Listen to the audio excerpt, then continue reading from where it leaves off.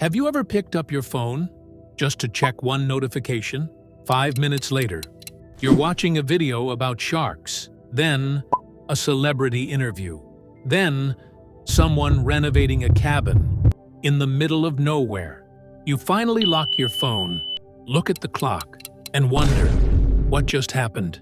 You didn't make a decision. You drifted. And that's exactly what makes it dangerous. Because the biggest threat to your future isn't a lack of intelligence. It isn't a lack of talent. It's the fact that your attention is being quietly stolen every single day. Here's something most people never realize. Your attention is your life. Whatever holds your attention eventually shapes your thoughts. Your thoughts shape your choices. Your choices shape your future. Which means every time your attention is pulled in a direction you never chose, someone else is helping write your future. Think about that for a second. If someone controlled where your eyes looked every minute of the day, you'd call it manipulation. But when an algorithm does the exact same thing, we call it entertainment. And that's where the real problem begins. Because distraction doesn't feel dangerous.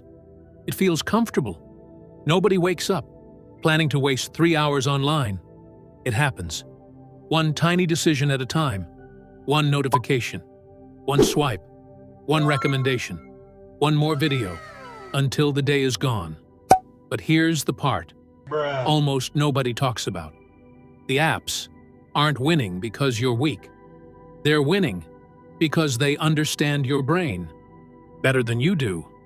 Every sound, every vibration, every red notification badge, every endless feed is designed around one question. How do we keep this person here just a little longer? And the frightening part is, it works. Not on some people, on almost everyone. Engineers spend years studying human behavior. Psychologists study attention. Designers test thousands of tiny changes, not to make your life better, but to make it harder for you to leave. You are not fighting your own habits anymore. You're competing against billions of dollars spent learning how your mind works, which explains something strange. Why is it so easy to scroll for 2 hours, but so hard to read 10 pages of a book? Why does 5 minutes of studying feel exhausting, while 50 short videos disappear without effort? The answer isn't laziness. It's something much deeper. Your brain has quietly been trained to expect constant rewards. And once you understand how that happened, you'll never look at your phone the same way again. Imagine walking through a forest thousands of years ago. You spot a tree with fruit. Your brain rewards you for finding food. You hear movement in the bushes. Your attention instantly shifts. That quick shift could save your life. For most of human history, this system was brilliant. It helped us survive. But the world changed much faster than our brains did. Today, you're no longer hunting for food. You're hunting for notifications, likes, messages, the next video, the next headline, the next tiny hit of novelty. Here's where most people get dopamine wrong. People often call it the pleasure chemical. It isn't. Dopamine is better understood as the brain's pay attention signal. It pushes you toward things that might be rewarding. That's why the anticipation often feels stronger than the reward itself. Think about how many times you've opened your phone without even knowing what you're looking for. Your brain isn't searching for something specific. It's searching for the possibility that something interesting might appear. One funny video, one exciting message, One breaking story, one surprise. Most of the time, nothing truly important is there. But every once in a while, there is. And that's enough to keep you coming back. Psychologists call this an intermittent reward. You never know when the reward will arrive. And that's exactly what makes it powerful. It's the same principle behind slot machines. Not because your phone is a casino, but because unpredictability keeps the brain engaged. Every refresh carries a tiny question. Maybe this time. Now think about reading a book. The reward is slow. It builds gradually. Your brain has to stay with the same task long enough for understanding to grow. Compared to endless novelty, that can feel unusually difficult, not because books became worse, but because your brain has become used to faster stimulation. This doesn't mean you've lost the ability to focus. It means your attention has adapted to the environment. You've been feeding it. And here's the encouraging part. What the brain learns, the brain can relearn. Attention is not fixed. It's trainable. Every time you choose to stay with one meaningful task a little longer, you're teaching your brain a new pattern, not through willpower alone, through repetition. The same way, distraction became a habit. Focus can become one too. The question is no longer, why can't I concentrate? The better question is, what have I been training my brain to expect? Because once you answer that, honestly, you stop blaming yourself and you start changing the system that shapes your attention. Imagine this. You wake up tomorrow morning. Your phone is right beside your bed. The alarm goes off. You unlock the screen to turn it off. And before your feet even touch the floor, you're checking messages, then social media, then the news, then one video. 25 minutes disappear. Your day didn't start with your priorities. It started with everyone else's. And here's the uncomfortable truth. The first thing that captures your attention often sets the tone for everything that follows.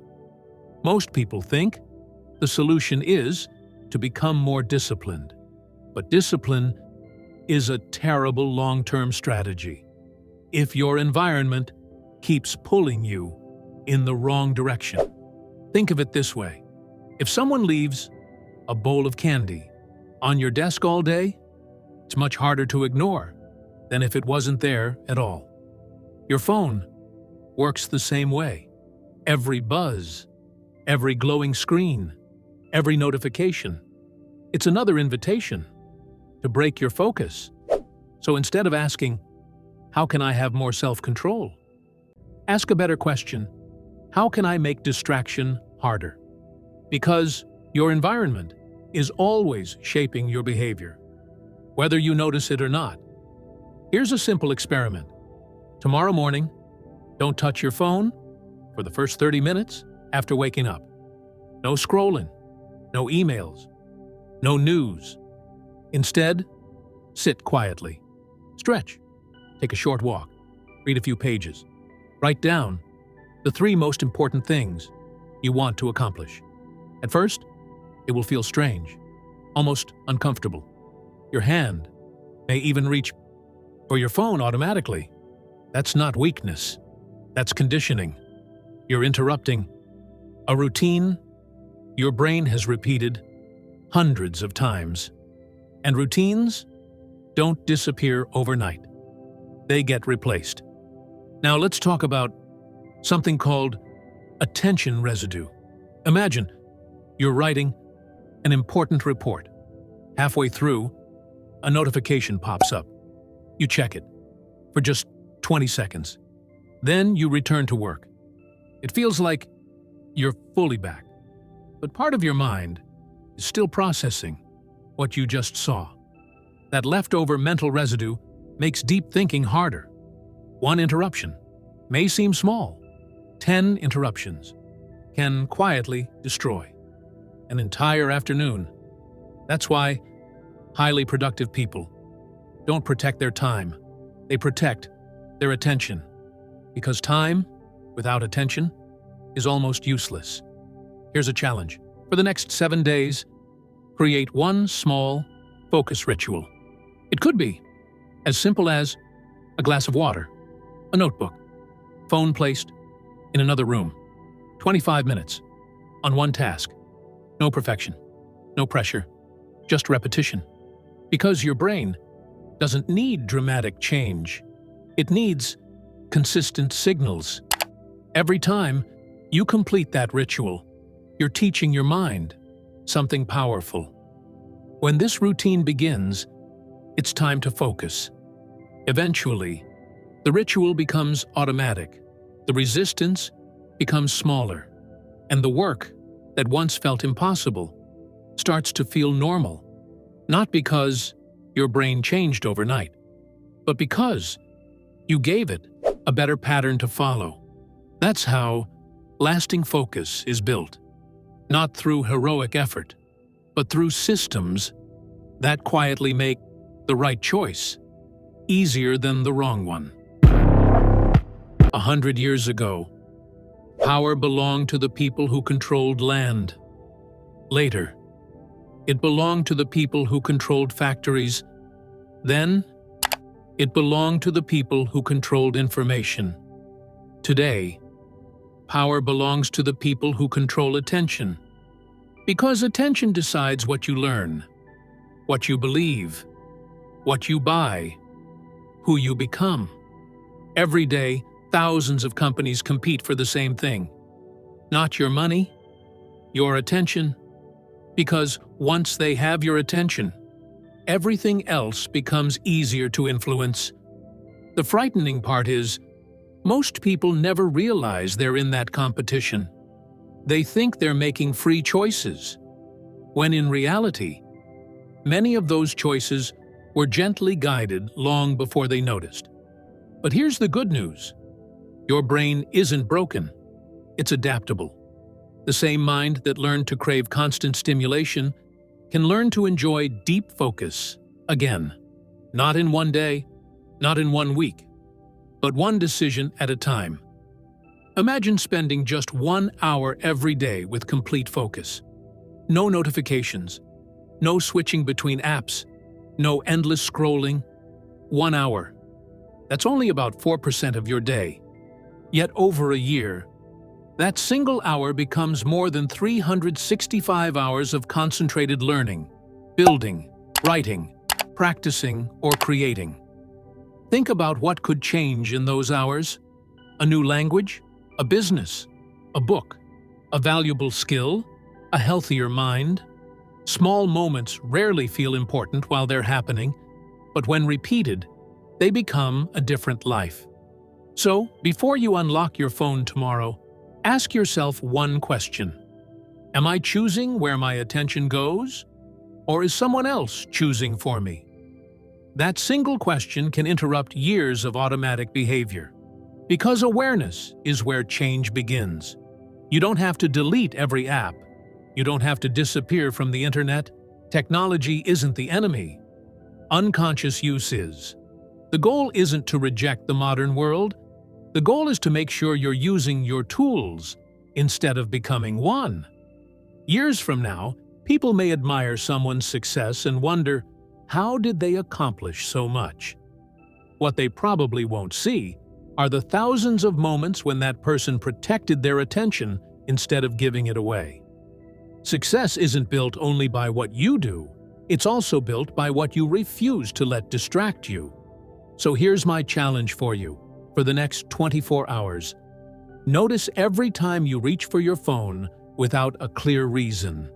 Don't judge yourself, just notice. Because the moment you become aware of an automatic habit, you take away some of its power. And if this video changed the way you think, write one sentence in the comments. Today, I choose my attention. Not because typing those words will change your life, but because real change begins the moment a decision becomes conscious. If you're fascinated by the hidden psychology behind focus, habits, confidence, influence, and the human mind, subscribe and join us. Every week, we'll break down the invisible forces shaping your behavior, and more importantly, how to take control of them. Remember this: your future is built twice. First in your attention, then in your actions. Protect the first, and the second becomes much easier. I'll see you in the next video.